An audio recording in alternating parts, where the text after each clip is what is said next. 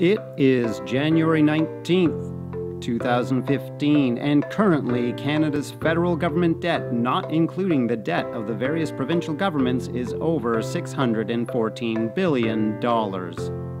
Given the population of Canada, that amounts to over $17,000 for every man, woman, and child. The question becomes, which one of these men, women, and children are going to be stuck paying the debt? When you start to look at this question, that's when you might start to develop an opinion about our public debt.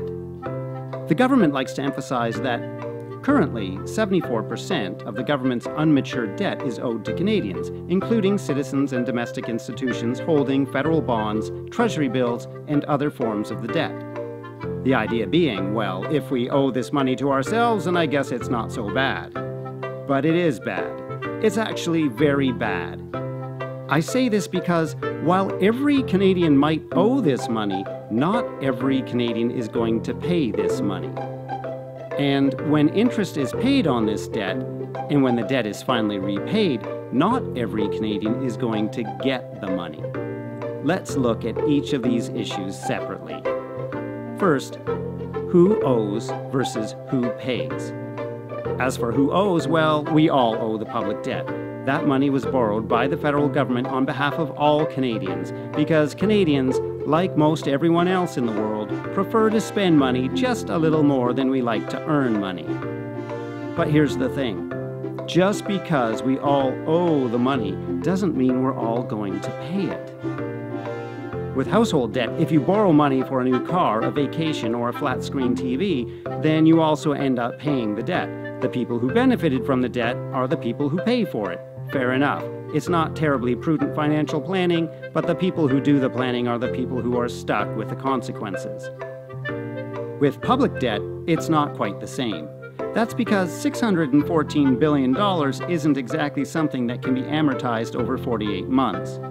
Even optimistic estimates of a national debt retirement schedule suggest that it would take hundreds of years to pay it off, if anyone decided that that was something they wanted to do. That little realization more or less guarantees that the people who were responsible for borrowing the money, most of which has been borrowed since 1970, will not be the same people who pay the debt off in, say, the year 2215. All right, but maybe this isn't all so bad because we owe the money to ourselves. Okay, well then, I want you to think about one thing. Who's going to get the money when it is repaid? Was anyone thinking that the government was just going to write everyone in Canada a nice big check? Not likely.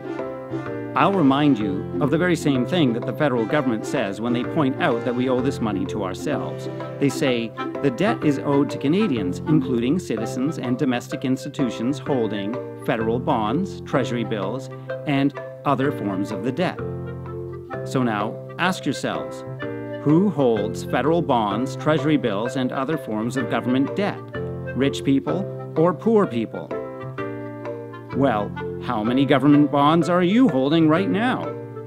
Probably the answer to that question squarely places you in one income bracket or the other. Just in case my point hasn't been made clear, government debt is owed and paid by all Canadian taxpayers, but only those Canadians who actually hold government bonds and treasury bills receive interest and principal payments on this debt.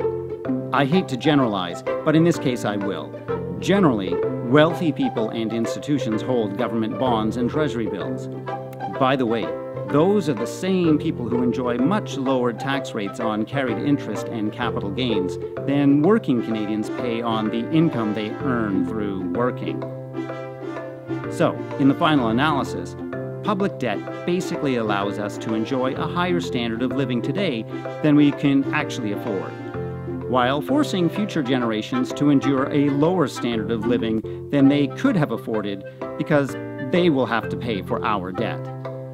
Moreover, when interest is paid on the debt, which is constantly occurring and accounts for about 10% of the government's annual expenditures, it essentially amounts to a wealth transfer from all Canadian taxpayers to those Canadians who hold Canadian bonds and treasury bills.